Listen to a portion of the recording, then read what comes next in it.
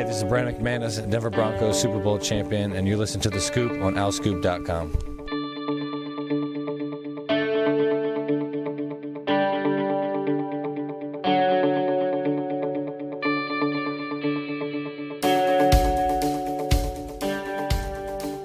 Hi, everybody. Welcome back to The Scoop. This is Season 6, Episode 29. I'm John DiCarlo. Sam Cohn and Sam Newman are with me again. Kyle Gauss off this week. What turns out to be the Eric Dickerson episode. We could go old school. We could go with Rod Carew episode. I mean, those are just some. We're in the obscure numbers phase. Like once we get to like the mid 30s, I think we'll kind of be back, or like even 30, we'll get back into like a wheelhouse of normal numbers. But the high 20s are obscure numbers. Yeah, when I was making the script, I was like, I can't even think of 29s. We'll let John fire off some names. I mean, Eric Dickerson's a big one. Rod Carew's a big one. But modern number 29s, I'm sure there are some. I'm just not. It's not really. I mean, I could probably think of like some obscure Mets and Jets players who wore 29s, but not anybody that our listeners are going to know. I mean, we could have a huge Jets fan base that listens to us. The North Jersey Metroplex. You know, believe Leon Washington wore 29. That's my obscure Jets player. Earl Thomas wears 29. I guess he does. DeMarco Murray. Ugh. Sam Cohn definitely not Googling this stuff as we DeMarco Murray. No, I think Sam's definitely just. These are all off the top of my head, all off the dome. Off the top of my head. You have to go deep into the filing cabinet upstairs. Eagles got DeMarco Murray on the back end of his Last one, John Smoltz. Kyle would from what Kyle were here to hear that one. John Smoltz, big one. Anyway, in addition to rifling through famous number 29s, we have an interview for you this week with Temple linebacker George Reid, one of the guys that's going to need to be a key contributor, and I would imagine a likely starter. Again, on defense, he emerged in what turned out to be obviously a disappointing, hectic 1-6 season for the Owls in 2020 that was full of injuries, COVID absences, and all sorts of interesting stuff. So we will be talking to him soon. We've got some mailbag questions for you as well on the football and basketball related side. I thought I had closed out messages, and I'm still getting pings on my MacBook here, so I apologize for the audio there. Anyway, how you guys doing in general otherwise, other than Sam Cohn getting super annoyed by me getting text messages here? I love making faces when you guys just have your computers make unnecessary noises, but I'm okay. It's like pouring rain, so it's kind of like a glum day. But other than that, I'm all right, hanging in there. I'm like Eeyore. It's raining. Jeez, poo. Will it ever stop raining? Probably not.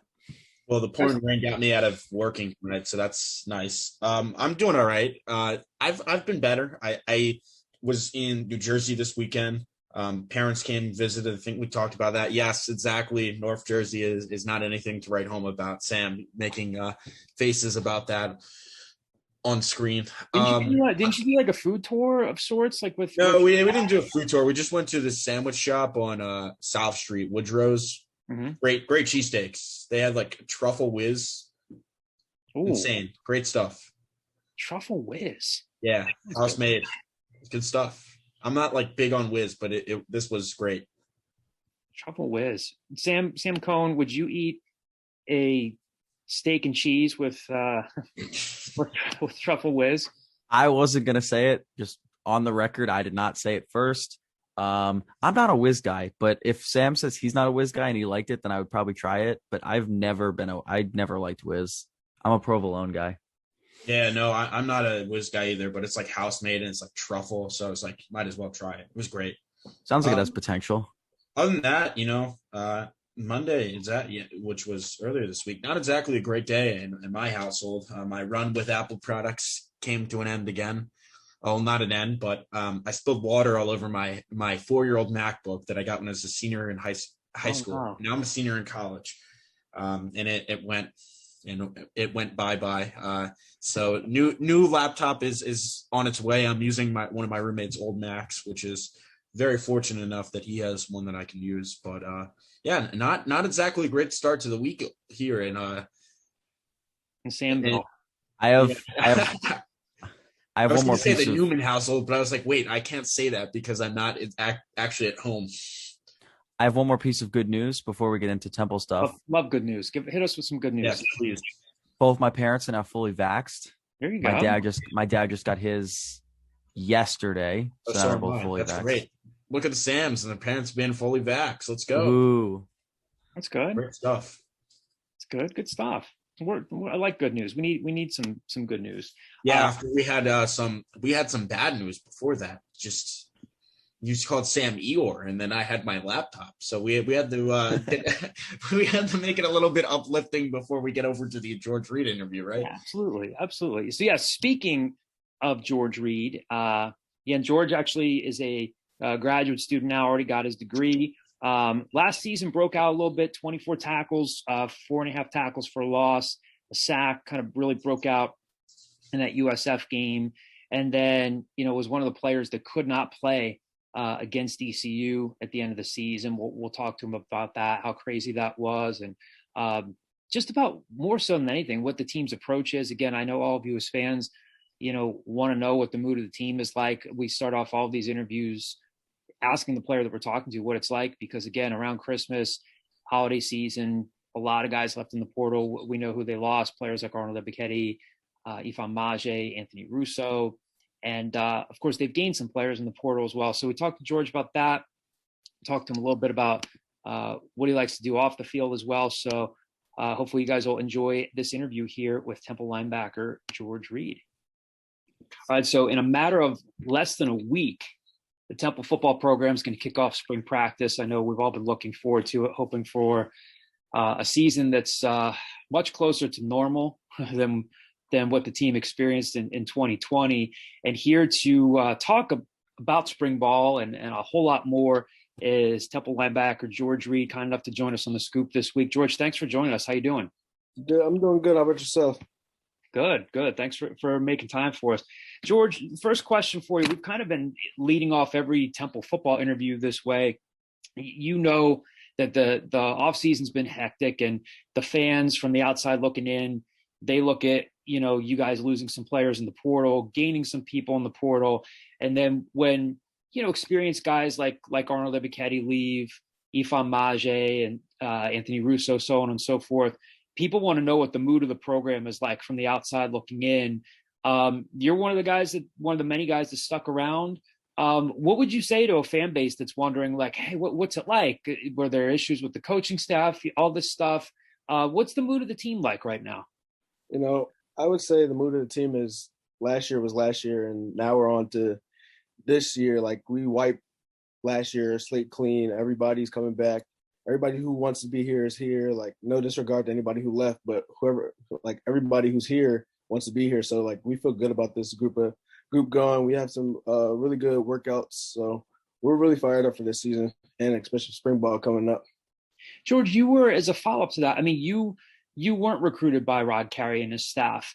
And, you flashed a little bit last year. Any player was free to kind of, poke around in the portal and say, I don't know, is the grass greener on the other side? It might sound like a simple question, but what made you stick around? What made you want to stay at Temple? Just because I'm a loyal type of dude. I've been that way since high school. As you can see, I've committed under Matt Rule. Yeah. I wasn't here when I got here. I was here under Collins. I was here for Manny Diaz's short stint. I've been here now with Coach Carey for 3 years now. Yeah. So, I mean, I'm just a loyal type of dude. I didn't commit to any certain coach. I committed to Temple. So that's why I'm still here. What is he like as a head coach? Some of the guys have described him as like a player's coach. And, I think, when he came in from the Midwest, Matt was more of an East Coast guy. Jeff was from the South. The program's seen all sorts of different personalities. What's Rod Carey like as a head coach? What's your relationship like with him? Just like you said, he's a player's type of guy. I can go to him and ask him questions. Like, me and him always are joking around, messing around. Like, he's really a personal guy when you really get to know him and sit down and talk to him. You guys, obviously, like I said, we're a few days away from spring ball. But heading into it, and you guys get to spend some time together in the off season. I know things are still kind of limited. We're not completely back to normal yet, but do you get a handle on who some of the new leaders are in the program on and off the field? Would you consider yourself to be one of those guys? Yeah, I would consider myself to be a leader on this team. Some dudes like Amir, Will, Blue, like dudes, Randall, dudes from last year, of course, are still going to be leaders. But with like the new workouts and stuff, you can see like younger dudes. I can talk for my position group specifically. Like you've seen more growth in the younger dudes than before because a lot of them have experience now. So a lot of them can correct you or correct someone who quote unquote is older than them and has more experience than them and like guide them into the right direction. Who are some of those younger guys that you're seeing that are starting to step up? Because I know sometimes I'll interview somebody and a player will say, you know what, it wasn't even so much of anything that I saw him do in the weight room or making him play in practice. I just had a conversation with the guy and the guy gets it now, or the kid gets it now. Anybody that's kind of like catching your eye that's kind of surprised you even before we head into spring ball? Before we even head into spring ball, like dudes like Vondi, Rigby, Jordan McGee, Kobe, those three specifically has stuck out and just showed me a lot of what they can do and like how they can lead this team going on in the future. Hey, George, just asking you, this past season was, really unlike any other, especially for yourself. I mean, you saw significant playing time and became one of the senior more players on the defense to see the field. What can you tell us about what the 2020 season was like for your perspective and kind of what you learned about yourself as a player? It was definitely eye-opening because before then I haven't really played as much. So, and when I played on defense in high school, I only played safety. So it was a huge adjustment just coming from playing during practice and then actually in the game, having to see different formations, new things that they haven't put on film yet. So, I mean, it was a learning process, and I just feel like throughout the season I've tried to get better each game, and hopefully I can turn it up this year. George, I remember you told me back in like November that you were a bit hesitant to make that switch to linebacker. Do you feel comfortable in that role? Where do you think you can make your biggest improvements from last season? Just being more comfortable with like my fits and everything, just using my hands more, being more vocal to my other linebacker, Will, on my other side, like just being able to feel like make it more natural for me out there and just be fluid. George, can you take us through that South Florida game? I mean, you were able to make a pretty significant impact in your guys' only win of the season. It was your first time essentially seeing a starter's share of the snaps after IGM went down with an injury. What was that like for you just from an emotional and a mental standpoint, especially when you're thrown into the fire like that? To be honest, I was ready all fall camp to go in. So to go into Navy and not see a lot of playing time, like I took some self-reflection, looked back, and was like, all right, I really like if my chance comes, I really have to show what I could do. So I mean, unfortunately his ankle started hurting, and then I knew that I probably would be seeing a lot of playing time. So I just was focused on what I learned throughout the week and just try to execute all my plays. George, 2020 reached its kind of peak craziness for you guys in that ECU game, and you were one of 5 players and 4 defensive starters that had to be removed from the game before it even started. And I think from the outside looking in, everybody felt really bad for you guys because there were some people who thought, should they even be playing this game? And the team went on and played. Take us just, if you can, whatever you're comfortable talking about from the outside looking in. What was it like to be in that situation? I imagine it had to be probably the weirdest thing you've ever gone through as a football player, and really just tough to go through that. Yeah, so I mean, going through it was like, to put it in simplest form, it's just like football. It's sudden to change. Something happens. Dudes who weren't really prepared throughout the week had to suddenly get prepared and just be focused for the game. I mean, it didn't go the way we wanted to, but it did help a lot of growth throughout the team and help a lot of people further their careers. Because I remember when I was a freshman or a redshirt freshman, we weren't seeing hardly any snaps except for a couple of guys. So that experience for them just helps them later on. What's it like? I mean, were you not even able to be with the team? Again, you were one of the guys that couldn't play. Were they literally coming around and saying, okay, Arnold, you're out. George, you guys can't play. I mean, there's sudden change. And then there's just like literally at a moment's notice, some of the best players on the team can't play. What's that like? I mean, that's I think a sudden change. It's like, oh, a guy goes down due to an injury in the middle of the game. This was just stuff that almost isn't fair to deal with. How was it scary? I mean, what was it like just being around the team? If you had to describe that moment. Yeah, because I mean, COVID is scary in itself. So the whole thing when it was like you can't play, it was like, dang. And you were also around these guys, so it's like, man, I don't even know what's going on. Like, I don't know if we're still gonna play the game. Hopefully, like, other dudes don't get sick. Like, it was really bizarre. George, just following up with that, what's it like to be mentally prepared to go in and go play probably significant snaps, one of the final games of the season, and then just automatically like you can't play? Like, what's that like from like a mental standpoint? It was very frustrating, I could say, because I felt like we had a very good game plan going into the week, and then just to get to the game and then not be able to play, it was very frustrating. But things happen in life. You got to learn from things and just move on from it. George, you return to a linebacker room that's kind of a mix of old and new. It has an interesting outlook for the 2021 season. There's veteran guys like yourself, Will Kwenku and Aubrey Isaacs returning to the fold, but also you have some young faces who showed a lot in a limited time, like Kobe Wilson, Jordan McGee, Vandy Rigby, and I know coaches have talked about guys like Naheem McCargo, Quantel Rains, DJ Woodbury. What are your expectations for the linebacker room, maybe some of the Bubos as well this coming season, and what role do you kind of expect to play in all of that?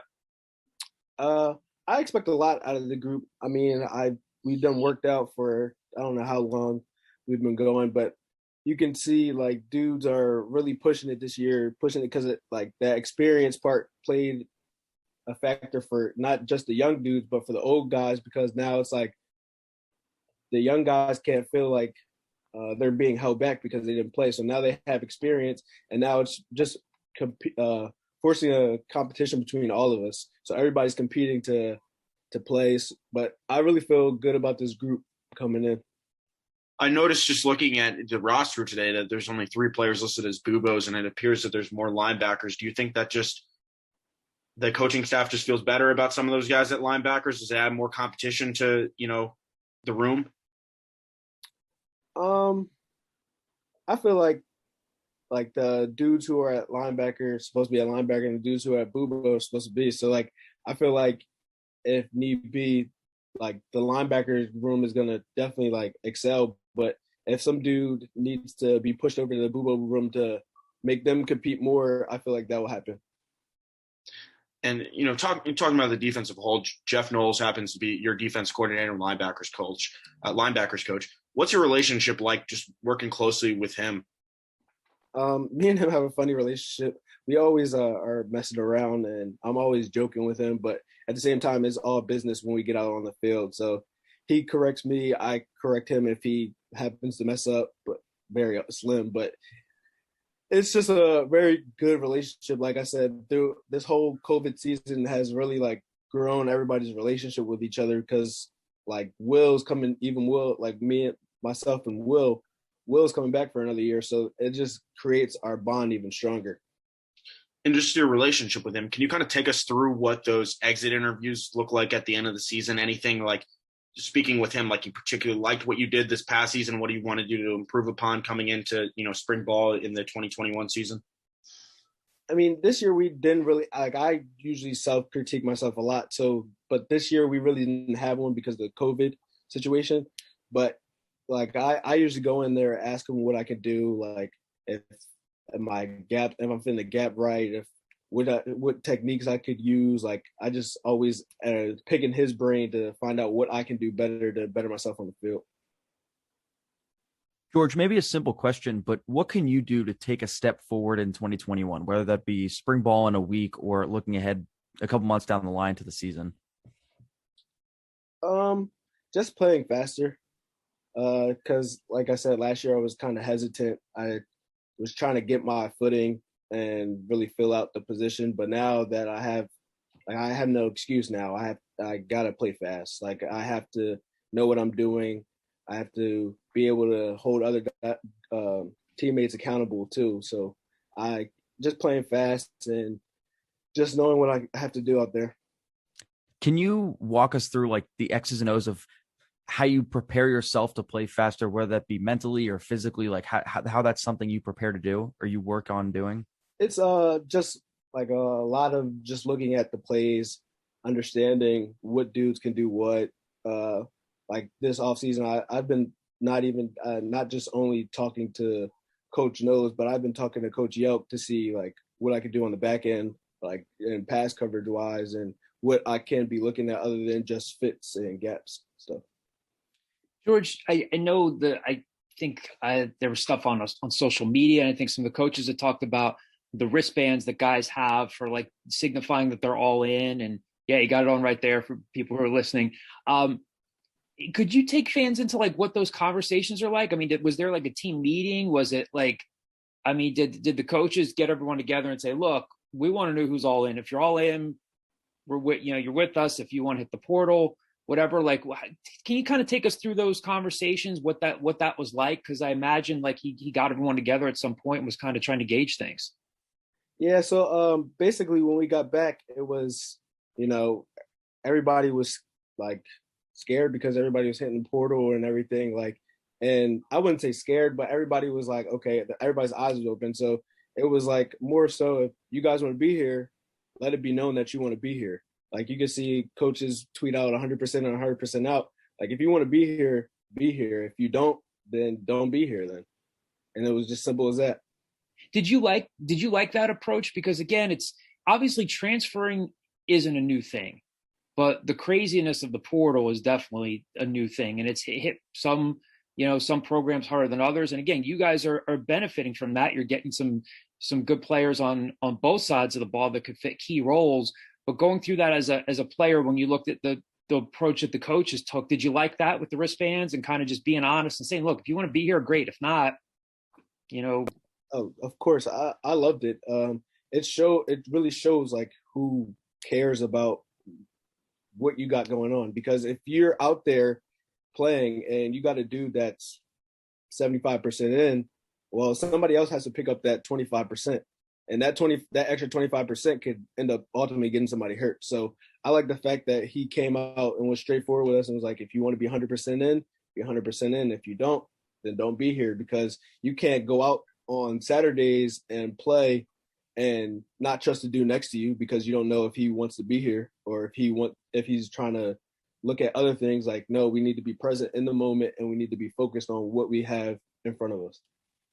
How do you guys kind of you at the beginning of the interview, you said we gotta have to put last year in the past, and obviously there were, you guys started off healthy, although you started off the season late, and then it's like once it got hectic, it got hectic. There were the COVID absences, there were significant injuries on both sides of the ball, and you look at that record at the end of the year and you say, 1-6. Temple hasn't been 1-6 or it hasn't, not 1-6. Temple hasn't been a 1-win team in a long time.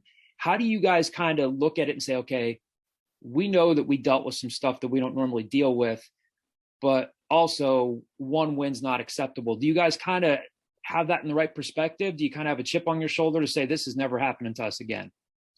Yeah, definitely. And to go on the whole 1-6 thing, yes, I know we were 1-6. The record looked bad, but when you actually sit down, break down the field, it was only a couple plays that really hurt us. So like we were, for most of the majority of the games, we were in almost all of them. Like there was not a game where we came in and we just flat out just like let them run all over us, or just we couldn't move the ball. Like we were in a lot of those games, and unfortunately things didn't go our way.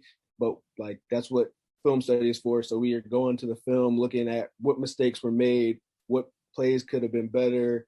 Just like as a whole unit, we're just like self-evaluating and just trying to prepare for next year. I know, again, you haven't gotten into spring ball yet, but maybe even just being around some guys. Take us into like maybe some guys that you're looking forward to seeing on offense on the other side of the ball. Obviously, any way you slice it, you guys are going to have a new quarterback. Anthony Russo moved on as a transfer to Michigan State, so it could be D'Wan Mathis, it could be Real Mitchell, it could be someone like Mariano Valente. You're going to have a new starting quarterback. What do you know of that group, and maybe any guys on offense? I mean, Jaden Blue, Randall, maybe anybody that you're looking forward to seeing on offense that's kind of popped out at you during the offseason? I'm definitely looking forward to seeing that QB battle. Just because those like I've talked to both of them dudes, and I know they're really smart dudes and they're both competitors. The running back room, I'm definitely looking forward to that because, as a linebacker, we go against each other every day. So we want to see who's best out there. And from the receiver room, definitely want to see like a couple of young dudes spread out. Like you said, they're dudes like Randall and Blue are well known, but some of the dudes like Jordan Smith, Ronnie, Jose, like who are gonna see more playing time now that BMAC has went on to the NFL. So there's gonna be dudes competing for spots, and I just feel like there's a lot of jobs to be won during the spring and of course in the fall. But I'm definitely looking forward to a lot of them to show what they've been working on throughout this offseason. You mentioned that you talked to D'Wan Mathis, and obviously the fan base looks at it, and maybe some of the players look at it and say, "Wow, this guy was a big time recruit." And he started Georgia's opener. He's an SEC level type of player. He's coming to Temple. What, again, maybe you haven't been around him too much, but what has your impression been of him? What's it like when you meet a guy who transferred in from a Power 5 program and had like this high profile vibe around him? What's that been like, just getting to know him a little bit? At the end of the day, everything is just football and people are people. So when you try to base things off of what group of football he played for, it's just at the end of the day, he's playing football. So I try not to really base things off of where dudes come from. I try to base it off of how you conduct yourself. And they've been D'Wan specifically has been conducting himself in a well, like leader mentality, and has certainly showed it throughout the off season. Is that even a thing for you guys anymore? Because again, I mean, Temple's got more than 25 guys in the league right now, linebackers that you've played with, guys on both sides of the ball are in the league right now. I would imagine at this point, maybe I'm wrong, that you guys don't even look at it that way. You've beaten Maryland, you've beaten Penn State in the past. Does Temple even look like, if a guy transferred in from a Power 5 program, it doesn't sound like there's this vibe of like, well, they're no different than us? Yeah, I mean, at the end of the day, they have to prove themselves to everybody who's in that facility. So it's not like they're coming in and it's like, wow, he just came from the SEC. He still has to prove it to everybody on the team that he could play football. So I don't feel like there's a big aura around dudes that came from like well-known schools, or even if a dude comes up from a low school, like I just feel like if you can play, you can play. If you can't, you can't. Mm-hmm. George, what's something that people would not know about you? We like to ask our podcast guests that, because once the season gets going, and whether you're doing these interviews over Zoom or in person, once the season gets going, you start getting asked, players get asked a lot of the typical questions. But is there something that you like to do outside of football that you don't typically get the chance to talk about? Or is there something about you that fans wouldn't know outside of football? I don't know. We went to Topgolf recently, mm-hmm. and I kind of had some fun, so I might look into that. But other than that, I'm probably I'm a big movie guy, so like I like watching a lot of movies. Don't ask me about old time movies though. I'm just current right now. So wait, what's an old time movie though? What do you consider to be an old time movie? I don't watch old time movies, so I wouldn't know. You're about to make me feel old, aren't you? You guys are all younger. You and Sam are younger guys. I'm in my 40s now. I don't. What's old time like 50s and 60s, or like is the 80s old time to you?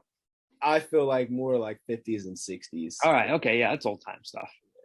That's old time stuff. Yeah. You know what? One other thing I wanted to ask you about before we get to this mailbag question. You were one of the players that you got to go to Rome a couple of years ago, right?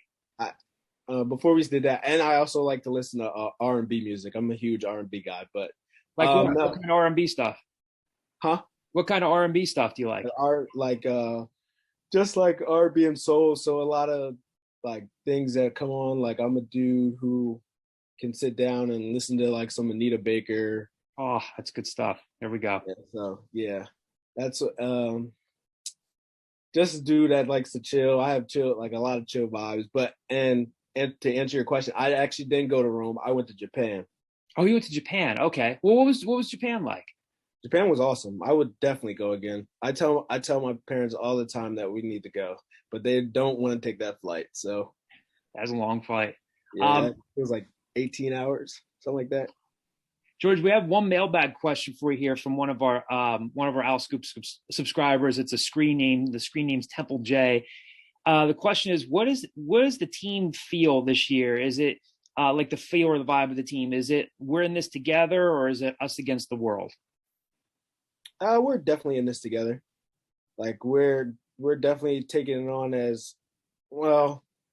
Yeah, I think we're in this together because with like the COVID season, everything, like rules changing from here to there. Like I definitely think we're in this together type of thing, and like that, like we're gonna get through this like rough patch and turn it up this year.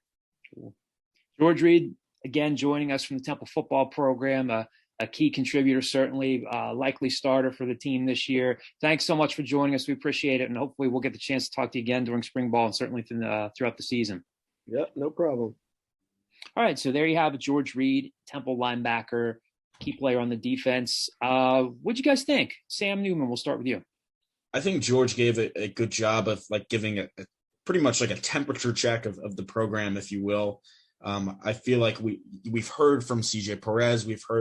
We heard from Amir Tyler, I think around, I don't know when we did, but I think it was around like Christmas time, maybe a little bit before. And then, we talked to David Martin Robinson, but George gave an honest and fair perspective of, how things have been with spring ball and the cusp. I think he kind of put it interesting from a standpoint of like, I don't think we really thought about this. So, guys being on the field, what if the guy next to you is 75% in, and then somebody else has to account for that other 25%? And then he says, well, then it becomes a safety issue because somebody's not all like in, like, do they have your back on the field? So that was interesting because I don't think any of us really saw it like that. I just think we thought of it as a mental thing and not necessarily like a physical thing. And, for that, it was just interesting to hear that, especially considering the circumstances. And I think, honestly, we're going to expect George to probably see a role that fans might not expect to see just because of the emergence of like guys like Kobe Wilson and Jordan Reed, Jordan McGee. I would be surprised if he's not starting at Will Backer. I know they'll probably mix and match like they did at defensive line, but George looks to play like an integral role and maybe even, earn a single digit. So I'll second what Sam said. I thought that, Sam, well put, that it was kind of like a temperature check on where the program is at. I think that was a really good way of putting it, just because you got a feel for kind of how things are in so many different layers of the team in terms of personnel, in terms of culture, things of that nature. The other thing I want to add, and this isn't necessarily groundbreaking reaction wise, but I always find it so interesting to hear these guys talk about that ECU game at the end of the year, because it was one of those things that just doesn't happen ever. And it's a once in a generation, it's a once in a century kind of thing that could happen in the world, and how it played into sports. And just hearing George Reid as one of those guys that wasn't able to play that game because of being contact traced due to COVID, and they had a handful of starters that weren't able to play that game. Hearing guys talk about that game and kind of going into hearing them take you into that moment of what it was like to be yanked. And he said something along the lines of, at the end of the day, it's just like football. It's like you're making adjustments, which I think we can all say pretty confidently that was not just like football. But to hear him use that as an analogy, I thought was interesting. It's just like any other thing. He's making adjustments, and that's something they do well, and they have to adapt to, and they have to cope with. I know we talked about this time and time after again, but I can't imagine being mentally prepared to play a game and then just being told that you can't go in your contact. Like, that's absurd. And even like we've seen like just happened in the tournament with VCU and Oregon. At least VCU was given like 4 hours notice or whatever. These guys were, I don't even know if we know the timeline, but it sounded like 10, 15 minutes before kickoff. So it was interesting to hear George's side of that, especially because I don't think we've heard from the perspective of the players who were contact traced. Because I believe it was Nate Wyatt, Arnold Libachetti, and Christian Braswell. I don't know the others. Yeah, and important guys to say the least, who are out. And again, a loss is a loss, but is ECU that much better than Temple? Are they even better than Temple in that situation? I don't know that they are, but the whole season, as we know by now, it's an old story, was incredibly odd, incredibly trying for them. As George said, they're really trying to wipe the slate clean, put the season behind them. I think a guy like George is cliche as hell as this sounds, really is good. I mean, again, he's a guy who will play and will contribute, will likely start. He's not just a culture guy, but I think he is good for the culture of the program right now, because again, he's one of those guys that can say, look, yeah, I was recruited by Matt Rule, never got to play for Matt Rule, played for Jeff Collins, was around when the Manny Diaz thing happened, and then has stuck around for Rod Carey and his staff, and said what some other players have said, and saying, look, I'm a loyal guy. I committed to the school just as much as anything else. I think it helps to have a guy like that stick around. Obviously, if you have a guy like Arnold and McKetty stick around, it certainly helps your program. But he's a guy who really is, I think, your true definition of a developmental guy who didn't flash right away when he got to Temple, but step by step has progressed to a role where they maybe don't win that USF game without him. Again, obviously you can throw a few players into the mix there, but they might have been an 0-7 team instead of a 1-6 team without George Reid. And as a guy who, again, has his degree now, and kind of look around and say, yeah, I didn't go anywhere. And I also thought it was interesting that he said he liked the way the coaches handled the whole deal, the whole vibe of talking to the guys who were around and saying, okay, if you want to be in, if you want to stay here, let it be known. Let us know you're committed. I don't know how many other ways you can do it once you lose that many guys to the portal. So some good insight there, into the coaching staff as well. He's got good musical taste. I would imagine that you guys maybe don't listen to Anita Baker as much as George Reid and I do, but we're old souls. He's an old soul. I'm glad. Old. So I'm glad you and George Reid can have something in common. You guys maybe John and George grab. Sorry, I'm here. Go. You guys just grab a drink, listen to some R&B and some old soul music. Yeah, just hang out. Old school R&B has influenced pretty much everything you guys listen to now. So don't. I was going to say that everything you can share a Spotify playlist. We do. We need to.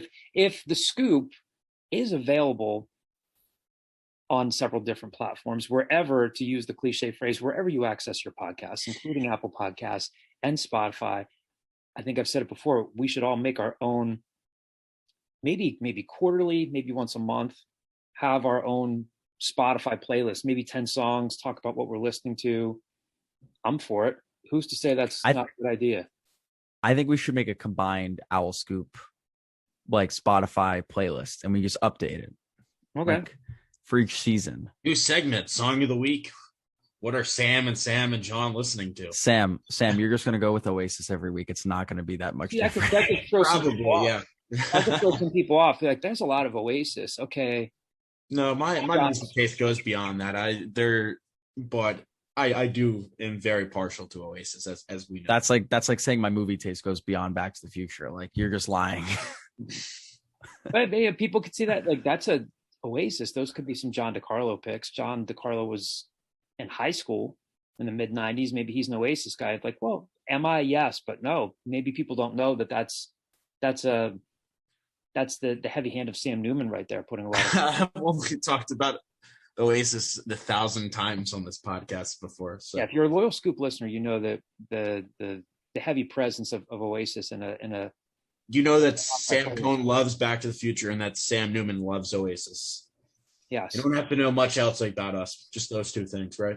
Yeah. Those are the only important things. I'm all for a Spotify playlist.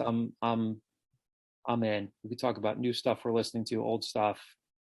And we could include picks from like we could include some George Reid picks, because we've had when we have these Temple football or we have, I guess, any player interviews, they some of them like talk about some music they like, so we could throw in some player picks too. Yeah, we could add like every week a player adds a song to the Owl Scoop playlist. Just creating content out of thin air right here. Look at us. I know. Anything new that you guys are listening to that you like or no? That's a great question. New that I'm listening to. One thing I've gotten worse at as I've like when I was in high school and I guess probably early college, I was much better at finding new music. And I always used to kind of be in this like not a competition, but a little bit with like my friends of finding music. Now I'm just too lazy and I don't have time to like look at any music. So I'm gonna go with no. I don't have anything. I don't have any good new stuff. I'm with you on that. It's not that I'll listen to new stuff. It's that I'll listen to branch out beyond Oasis. I've been listening to a lot of speaking of 90s bands, I've been listening to a lot of Sublime and Nirvana lately. Some Coldplay and the Killers mixed into there. Some rap. We got some old school rap in there too as well. But I haven't explored any new music lately. Like what? Like Biggie and Tupac? Yes. Dr. Dre. LL Cool J. Yeah. You guys are just taking me down memory lane here. That's the whole point of the scoop. That's why I thought that's why this podcast was started in the first place. Really? And then it branched off into Temple basketball and football. No, the whole like an hour and a half podcast, we go down memory lane for like 60 minutes of it. And then the rest of the 30 is like, oh, here's an interview with a Temple player. Yeah. That's the formula. That's the formula we use. All right. So before we get to the remaining mailbag questions this week, and thank you to all of you who did submit questions this week. A couple names to throw out you on our owlscoop.com message boards. Obviously, a big topic of conversation right now is the transfer portal.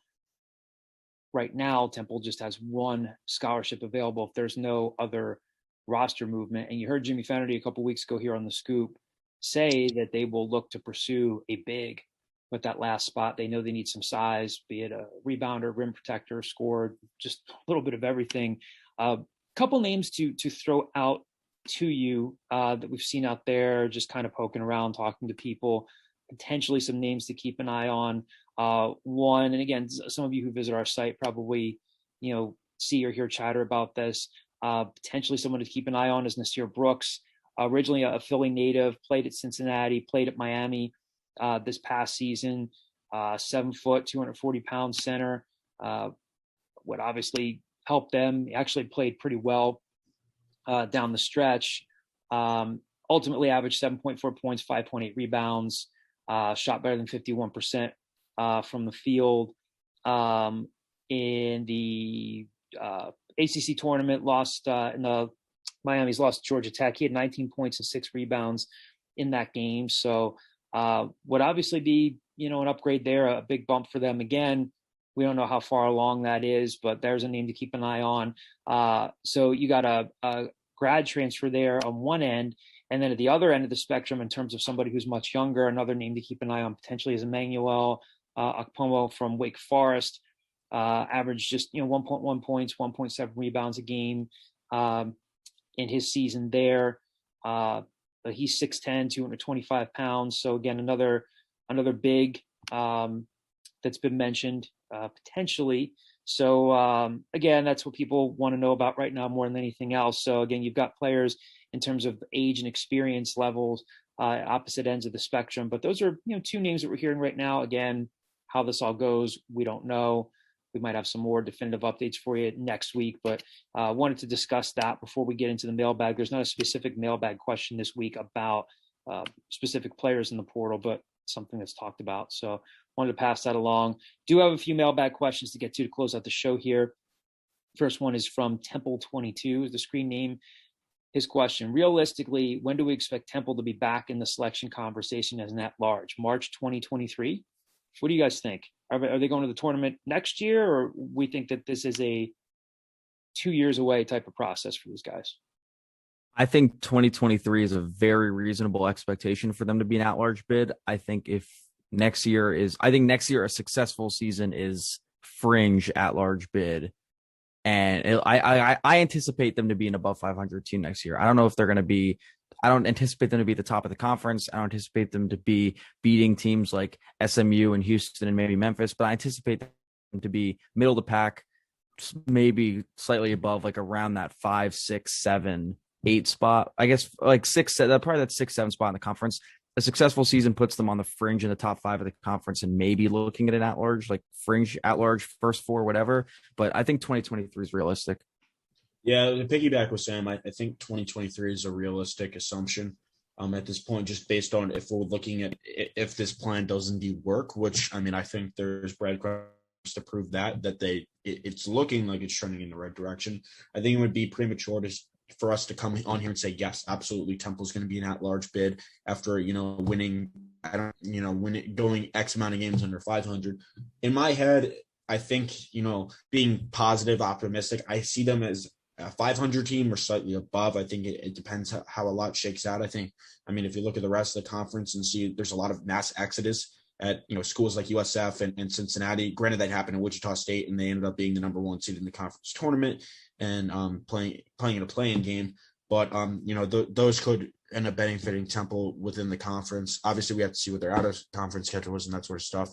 And we can go on and on about that. But I think this is the year where this was the development year where you saw the flashes. 2020 or 2021 to 2022 is that season where you see, okay, here's the progress. They're ready to make that next step. And then 2023 is like, okay, we're ready to be an at-large bid. I mean, if everything is like, it doesn't happen overnight, but if everything goes according to what we think it will, I think 2023 is a fair assumption. Yeah, I'm with you guys. I agree. If they go to the NCAA tournament next year, I think that's a big jump for Aaron.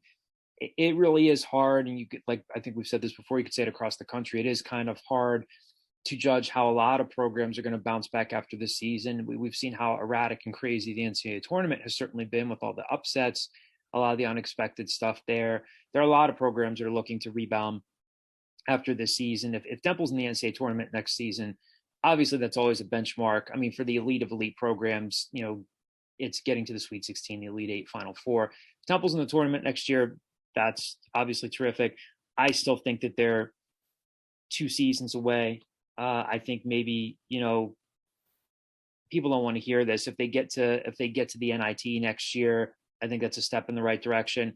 In my head right now, I can't see them jumping from a 5-win program to an NCAA tournament team. If they are, kudos to Aaron and his staff. I still think that, March 2023 is more like it. Next question comes from Green Street Al.